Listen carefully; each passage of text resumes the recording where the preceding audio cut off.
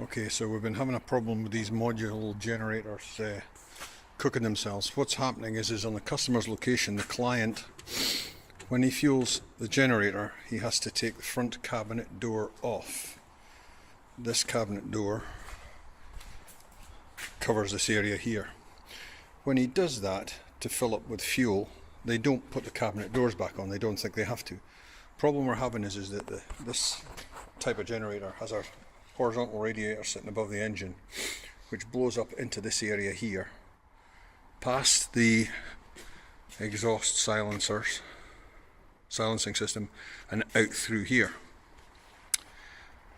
But you take this door off, the air now just goes up here and preferentially comes back and circulates around. So you've got the air going like that all the time, getting warmer and warmer and warmer.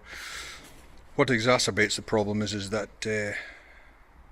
these module generators are kept inside the end of the module, and the guys leave the cabinet door off and then shut the module door on it, which means now this basically just becomes a very, very hot room.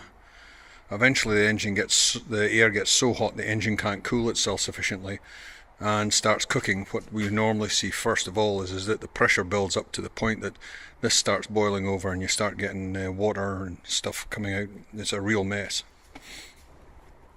So what we need is some way of stopping that happening. Well, you can write instructions on the cabinet door to tell the guys to put it back on, but without going into a detailed description why they should do that, they probably won't. They'll just ignore it. Let's face it, there's no comeback on most of them.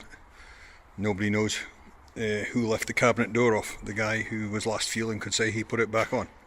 So we have to make something that's foolproof. So what I've designed, I've made a cardboard mock-up of what we could make out of metal or MDF. MDF, as you know, will char, won't burn, and it's pretty good heat resistance. Is this. This is what I've made. So what this does is it sits in here. Right, so it sits in here like so. Hope that isn't shaking about too much for you. Now it goes past this edge here and goes against the fillet at the end. You slide it along and it's held in place on this side by this metal fillet, and up here by this metal fillet, although it can still flap around. However, you close the cabinet door, slide it back a bit just to hide that gap, and there you go. That area is now sealed off. It is pretty firm by virtue of the fact that back brace we had, which you can see in there, is now pressing against this guard, this perforated guard here, this metal guard. I'll try and take it out so you can see what's happening, shed a bit of light on it to make it more obvious. Hold on, here we go. Right, so you can see what happens. Again, put it in, and then slide it along a bit, shut the door. We'll have to have this cut out here obviously to make room for this catch, and the reason I made it a big square was just to make it so that a big cutout here was just to make it so it's easier to fabricate. So there we go. And even if you push this all the way along to the right, the gap that's left isn't that substantial. By doing this, you're forcing the engine now to take its air and put it out where it's supposed to, which is out through here. So we'll see. I can fabricate these in the workshop, hand them out as a fitting to go into the module generators of this design. If we need to, we can make it so that there are adjustable fit areas on it so that it can be made to fit different sizes of gaps at the top of these generators.